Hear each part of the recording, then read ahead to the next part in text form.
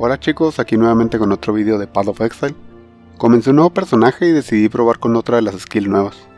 En esta ocasión estoy con Spectral Helix y la verdad me está gustando bastante. Recién terminé la campaña y mi personaje es actualmente nivel 70, lo pueden ver en acción corriendo mapas tier bajo. Y bueno, la manera en que decidí buildear este skill es con un Juggernaut Lowlife apilando Accuracy, con un par de réplicas Last Resort.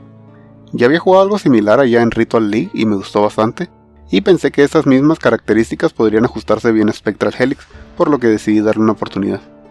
La build utiliza algunos objetos únicos. Réplica Last Resort, como mencioné antes, uno de los pilares de la build, nos otorga una gran velocidad de ataque y un bonus enorme a la Accuracy, siempre que estemos en Low Life. Solo ten cuidado ya que no puedes hacer daño si no estás en Low Life, y necesitaremos dos de estos objetos.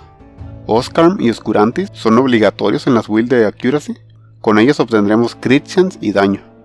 Y en mi caso utilizo Impulsas Broken Heart por la resistencia al shock y para ayudarme con el Clear Speed, pero no es un objeto obligatorio, aunque debo decir que ayuda bastante.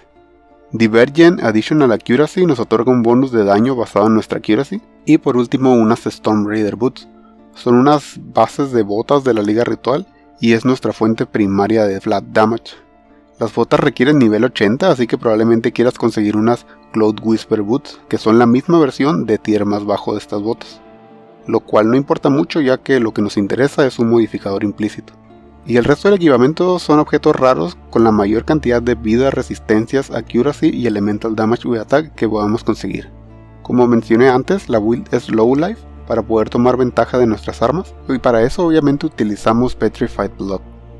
Ir low life con esta skill tiene su serie de ventajas y desventajas. Por ejemplo, puedo reservar más auras, la regeneración de vida es el doble de efectiva, es un poco más resistente a los one shot, pero el damage over time es el doble efectivo en mí. Daños como Poison, Bleed e Ignite son muy peligrosos, así que debo buscar maneras para lidiar con ello. Con todas sus auras activas, la build es bastante versátil, es inmune al Freeze, Stun y Shock. Tiene Clarity, lo cual nos ayuda un montón con el sustain de mana. No necesitas invertir en velocidad de movimiento ya que te mueves muy rápido con Whirling Blades.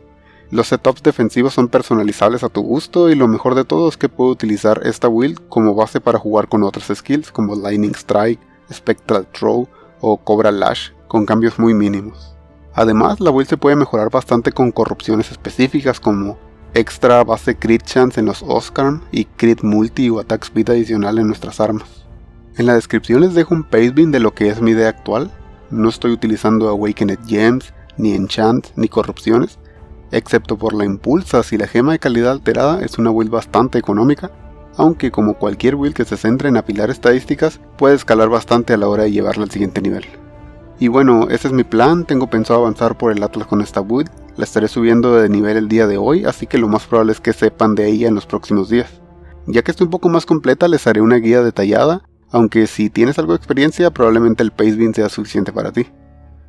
Si llegaste hasta aquí, muchas gracias por ver el video. Considera suscribirte si te gusta mi contenido, eso me ayudaría a continuar con este proyecto. Gracias nuevamente y nos vemos en el próximo.